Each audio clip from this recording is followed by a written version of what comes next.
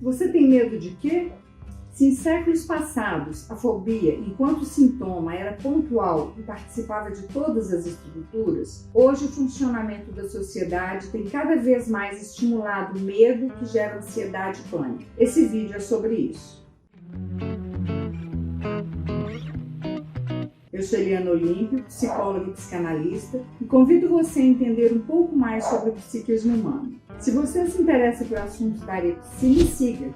Sempre posto conteúdo sobre os 20 anos da minha experiência e, inclusive, dou grupos de estudo sobre vários temas da psicanálise e supervisiono casos clínicos. Bem, vamos ao conteúdo. A fobia, segundo a psicanálise, faz parte da estrutura neurótica e é caracterizada por medos e ansiedades intensas em relação a objetos ou situações, causando um grande sofrimento para quem os experimenta. Esses medos, muitas vezes, são considerados irracionais, desproporcionais e difíceis de controlar. De acordo com a psicanálise, a neurose fóbica tem origem na constituição psíquica da criança. Por sua situação de desamparo, a criança inconscientemente elege objetos ou situações em que ela depositaria o medo para aliviar a angústia e a ansiedade intensa como mecanismo de defesa. É mais fácil se esquivar de objetos e situações externas em que se pode, de certa forma, controlar do que esses medos internos. Então a criança coloca o medo do lado de fora. Por exemplo, uma pessoa, por medo de ser abandonada, medo de castigo, medo de ficar sozinha, medo de ficar presa, medo de quedas, medo de lugares fechados e outros, pode eleger como objeto fóbico o elevador.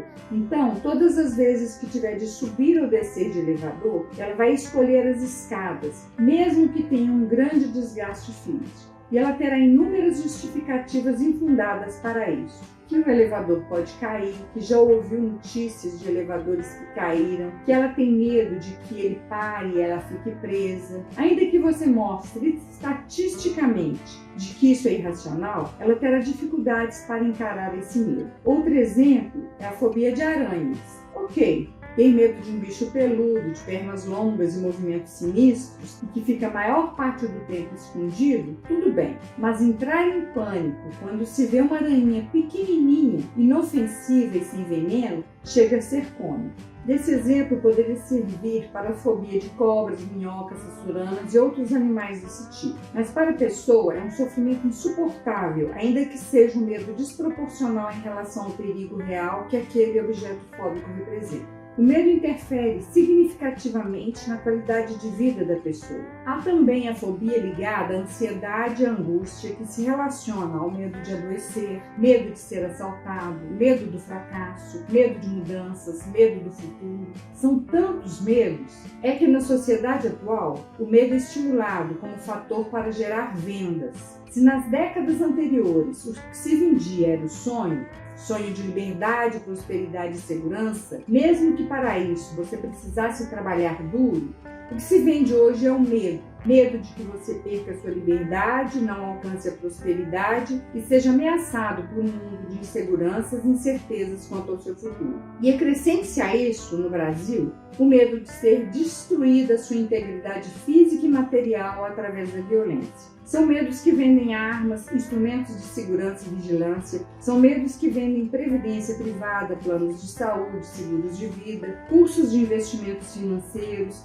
São medos que deixam as pessoas apavoradas com a iminência de pandemias, que temem por ingestão de alimentos, que consomem toneladas de produtos de limpeza. Medos que criam os condomínios fechados à base de muros. Medos que criam os condomínios fechados à base de muros altíssimos e sistemas de vigilância integrada. Medo que fazem com que os profissionais busquem cada vez mais o empreendedorismo para garantirem sua empregabilidade e gestão econômica. Medos que segregam nações, criam preconceitos, criam racismo, xenofobia e conflitos entre grupos que pensam diferentes. Medo é gerado por você não estar à altura do outro, por consumir a quantidade de informação que te é oferecida nos diversos meios de comunicação e redes sociais. Medo de se sentir inadequado e inapropriado por não ter lugar. Medo de ser vítima de bullying, como é pela discriminação da gordofobia ou de desenvolver a síndrome de Burnout. Medo disso e daquilo.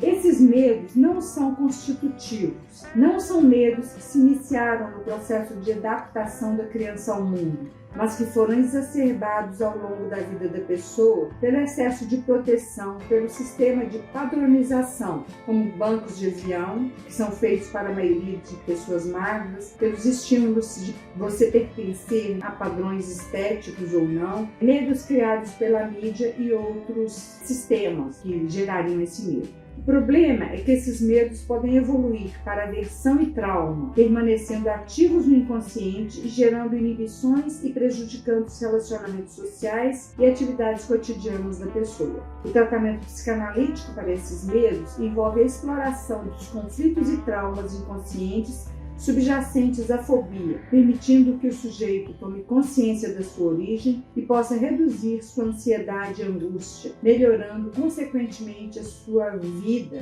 a sua qualidade de vida. Bem, se esse conteúdo te ajudou, curta, compartilhe e facilite a circulação desse vídeo. Até a próxima. Obrigada.